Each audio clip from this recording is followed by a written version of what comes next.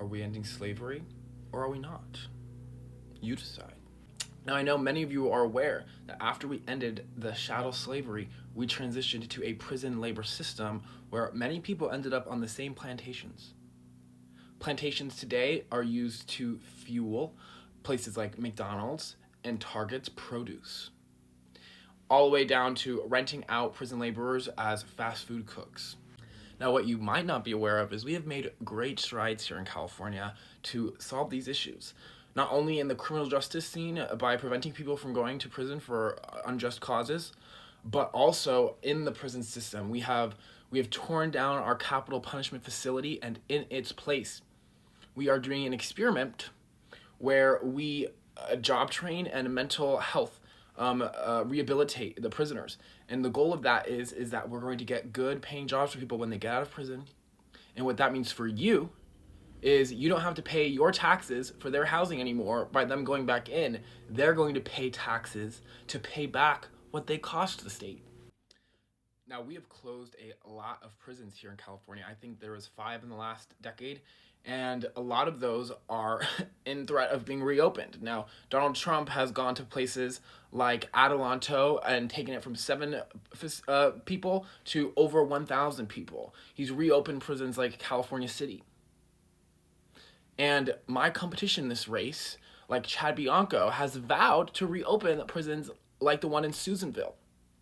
While Democrats like Katie Porter and Villaraigosa, they support Prop 36, which was a bill written in order to fill prison labor camps. Now, we have virtually outlawed private prisons being funded by the state. Now, we'll come back to how we address the Trump taking those prisons in a moment, but that means that the prison labor being used today is completely state funded. That is to do things like license plates and to fight fires. That's right. Prison laborers fight our fires, and we wonder how those results end up how they do. Now, I don't think that the tech capital of the world should be using slave labor to do anything. Should we? So what I vow to do is one, we will go to all of the places where prisons have closed and where we want to close prisons, cough cough, the places Trump has reopened, and we're going to invest heavily in things like hydroponic towers, which is growing produce, like whole systems, like a whole tower, the whole salad, the whole chocolate bar, everything inside grown in the tower. We're going to go open new universities. Now, one of those universities is, well, remember, those need security guards, right? Direct transition. One of those universities is going to be fully dedicated to fire fighting. That means robotics. That means how do we hydrate the hills? That means how do we better manage the hills? That means where do we need to put people to do year-round management, right? Which my solution to that is give them a free tiny home and a place that needs management, and they manage throughout the year while for getting a free house. So rather than going to these places, taking away their 6-figure jobs and leaving them out to dry, we need to go to these places and bring new job opportunities, better job opportunities that give similar wages, but give them a purpose. These prison guards, a lot of them do not like this job, but it's the money they need to support their family. And we need to support all the families of California, don't we? So yes, we will develop robotics to go into these fires and fight them directly. We will develop systems to prevent these fires from happening in the first place, which is how we lower the cost of owning a home, right? Because the insurance will go down when we stop having fires all the time, won't it? But the things that we keep doing, we're just doing more of the same thing isn't going to stop, will it? But not one candidate besides me has any plans to do anything but the same exact thing. Now back to prisons.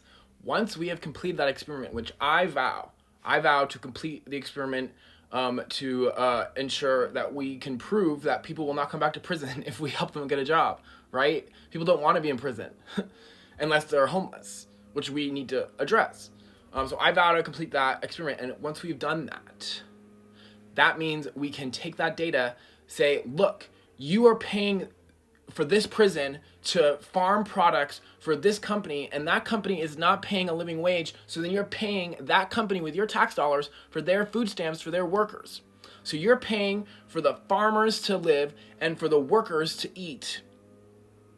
when you could have just spent a little more money on the prisons to make sure they got out and got a good job, and they would be starting to pay back taxes. Once we can show that financial value, there's not one state in this nation, the people of that state, that would choose to not make that choice to invest in those prisons. Because why would they be choosing to pay taxes over and over and over and over for a whole person's life, all so they can get overpriced things while corporations steal all the money? They won't. But we need the proof. So please, please, please vote for me. Join this campaign. We are the only ones addressing this issue. And if this goes unaddressed, then slavery continues. And we continue to have an economy based on slavery that only benefits the billionaire class. We need to empower the people.